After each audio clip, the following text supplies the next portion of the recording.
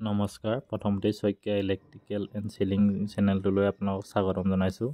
আজি আমি শিকিম এটা সকেট সুইচৰ সৈতে কেনেদৰে কানেকশ্যন কৰা হয়। মই এইখন SS কম্বাইন এখন লৈছোঁ। মই ইয়াত 2.5ৰ কেবল ব্যৱহাৰ কৰিছোঁ, যিহেতু এখন পাৱাৰ বোৰ্ড হ'ব।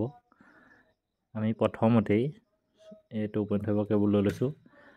সুইচৰ ওপৰৰ অংশৰ পৰা আপোনালোকে দেখিছে এয়া সকেটৰ এটা অংশৰ লগত কানেকশ্যন কৰিব লাগিব।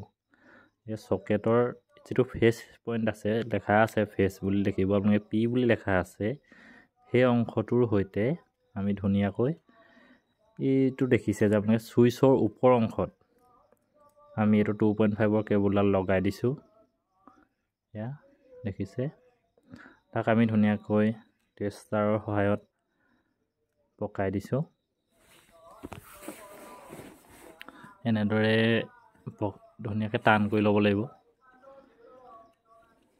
তাৰপিছতে আমি এইটো দেখিছে, আমি ইয়াত তিনডাল দেখিছে কেবল, এডাল ফেচ, নিউট্ৰেল, আৰ্থিং।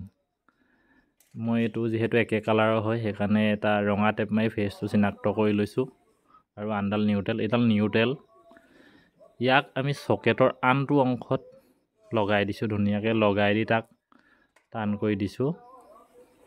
ইয়াত দেখিছে সকেটৰ এটা অংশত সুইচলৈ গৈছে, আনটোৰ অংশত আমি নিউট্ৰেলত লগাইছোঁ। আপোনালোকে দেখিব ইয়াত N লেখা আছে, ধুনীয়াকৈ লগাই দিছোঁ।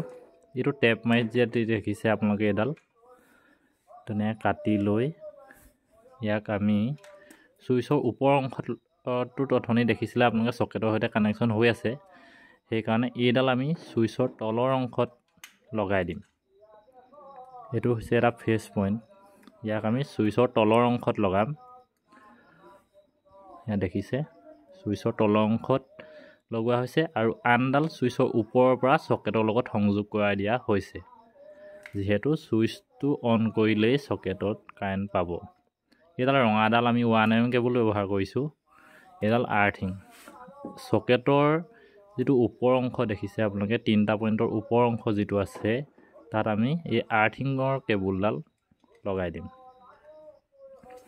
তো আমি 1mm কেবল ইয়াত ব্যৱহাৰ কৰিছোঁ। এইটো দেখিছে, ইয়াক আমি ধুনীয়াকৈ নটটো টানি দিম। এনেকৈ আপোনালোকে এখন বোৰ্ড লগাব পাৰিব বা বনাব পাৰিব। এটা সুইচৰ সৈতে কেনেদৰে সকেটৰ কানেকশ্যন কৰা হয়, আজি আমি তাৰ ওপৰত শিকিলোঁ। এতিয়া আমি ইয়াক বোৰ্ডখন ধুনীয়াকৈ লগাই দিছোঁ। এনেধৰণৰ ভিডিঅ'সমূহ চাই থাকিবলৈ আমাৰ চেনেলটো আপোনালোকে ছাবস্ক্ৰাইব কৰি ৰাখিব। আগলৈ এনেদৰে আপোনালোকে ভিডিঅ'সমূহ পাই থাকিব।